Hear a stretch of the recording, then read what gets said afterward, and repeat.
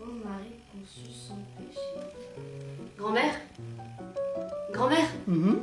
C'est quoi ça? A.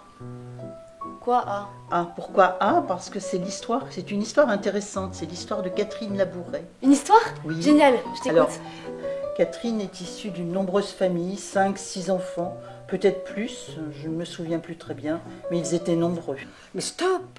Vous allez nous embrouiller. Catherine naît en 1806, elle est la 8e de 10 enfants. Je continue? Oui, oui, bien sûr. Reprenons. Catherine Labouret est née le 2 mai 1806, elle est la 8e de 10 enfants. Elle perd sa maman très jeune et se confie alors régulièrement à la Vierge Marie. Elle développe une affection très particulière pour elle. Et en grandissant, elle sent que Dieu l'appelle, mais elle ignore où et comment. Puis une nuit, dans un rêve, un vieux prêtre s'avance, qu'elle reconnaîtra plus tard comme Saint Vincent de Paul. Il va vers elle et lui dit: Ma fille, c'est bien de soigner les malades. Un jour, vous viendrez à moi. Dieu a des projets pour vous. Ne l'oubliez pas.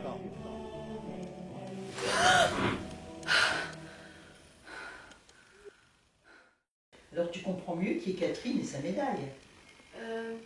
Pas vraiment, non. Un jour, se rendant à la maison des filles de la Charité toute proche, elle voit la statue, le portrait du prêtre qu'elle avait vu en songe. Qui est cet homme? C'est notre Père, Saint Vincent de Paul.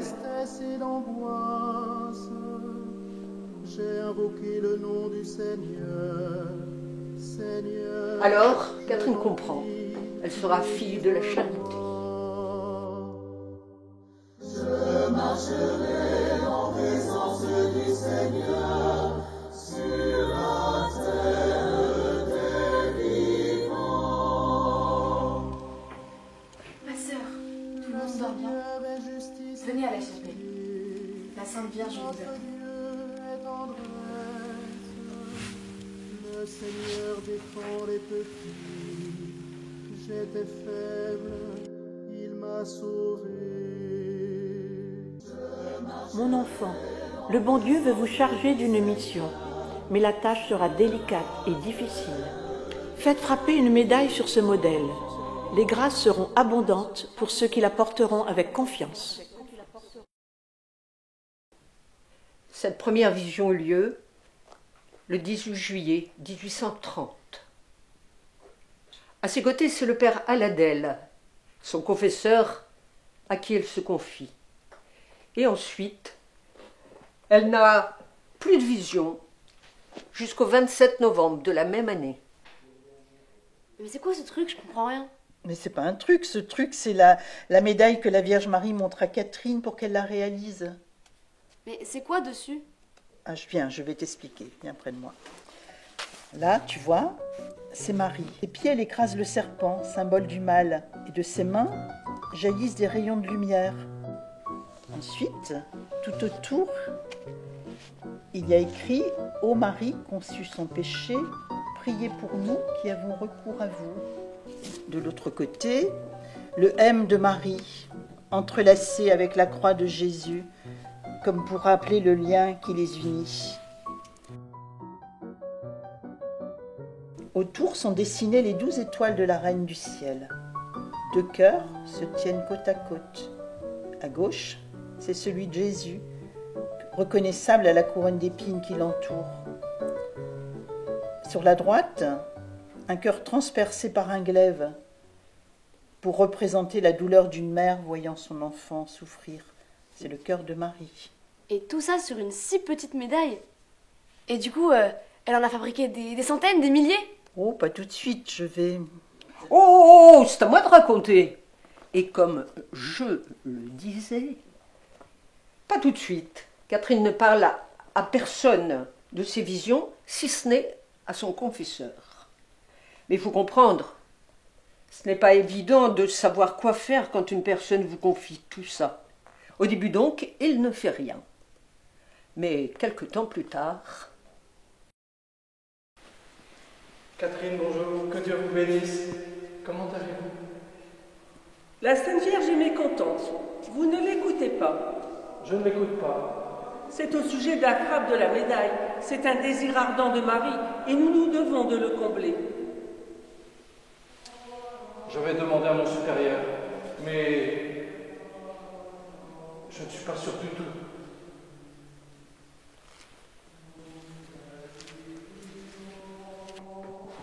Le père Aladel se rend en haut lieu et, surprise, l'archevêque de Paris, monseigneur de Quelen, accepte de faire frapper la médaille demandée par la Vierge Marie.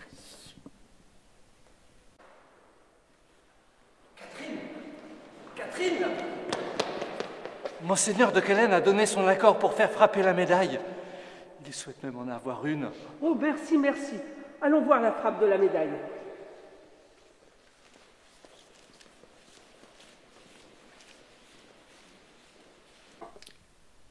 À ce moment, dans Paris, une terrible épidémie de choléra fait rage. En juin, les premières médailles sont distribuées par les filles de la Charité. Aussitôt, la médaille convertit. Comme en 1842, où la Vierge de la Médaille convertit instantanément Alphonse Ratisbonne dans une église de Rome où elle lui apparaît. La médaille qui protège, comme la préservation miraculeuse en 1915 de la mère des filles de la Charité, ou la médaille qui guérit, comme la guérison instantanée du petit Jean Ribet, âgé de 7 ans. Comme un gris-gris. Un gris-gris? Un porte-bonheur, quoi. Oh, mais Pauline, un gris-gris, c'est un porte-bonheur pour les païens, c'est un objet, un gris-gris. Ici, c'est tout à fait différent. La médaille nous rappelle combien Marie nous aime. Regarde, je l'ai toujours sur moi, j'en porte une. Sur moi, regarde. Ah oui, j'ai compris. Oh, elle a dû devenir une star. Une star, pas du tout. Elle a fait tout ça dans l'anonymat. Elle s'est faite toute petite pour laisser la place à la gloire de la Vierge Marie.